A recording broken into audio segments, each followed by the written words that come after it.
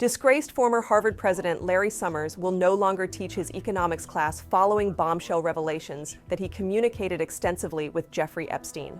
His departure from the Ivy League was announced just one day after a wince-inducing viral video filmed by a student showed the ex-Treasury secretary vowing to continue to regale students with his, quote, important instruction despite the humiliating scandal. Some of you will have seen my statement of regret, expressing my shame with respect to what I did in communication with Mr. Epstein, but I think it's very important to fulfill my teaching obligations.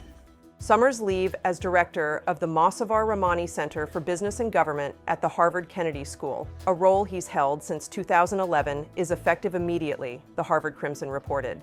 A spokesperson told the outlet Wednesday night, Mr. Summers has decided it's in the best interest of the center for him to go on leave from his role as director as Harvard undertakes its review. His co-teachers will complete the remaining 3 class sessions of the courses he has been teaching with them this semester, and he is not scheduled to teach next semester.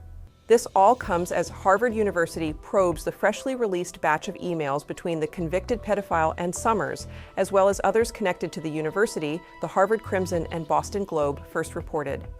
The university is conducting a review of information concerning individuals at Harvard included in the newly released Jeffrey Epstein documents to evaluate what actions may be warranted, Harvard spokesman Jason Newton told the New York Times. The controversy erupted last week when the House Oversight and Government Reform Committee released more than 20,000 pages of documents from Epstein's estate, revealing a chummy relationship between Summers and the notorious pedophile. The emails show Summers maintained regular contact with Epstein for years after his 2008 conviction, up until his 2019 arrest. The pair traded personal updates and sought advice from one another, even as fresh reporting detailed Epstein's abuse of underage girls. In one missive, Summers joked that women were less intelligent than men. The emails also documented Summers discussing a woman he was pursuing and asking Epstein for guidance. On Monday, Summers said in a statement obtained by the Post that he would be stepping back from public commitments amid the fallout. I am deeply ashamed of my actions and recognize the pain they have caused, he said. I take full responsibility for my misguided decision to continue communicating with Mr. Epstein.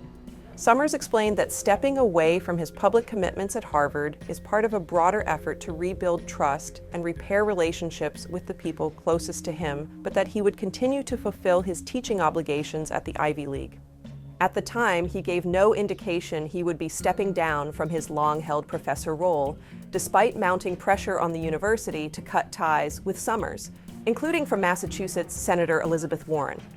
In a further blow to his career and reputation, Summers later resigned his position on the board of OpenAI, the company behind ChatGPT, in the wake of the firestorm.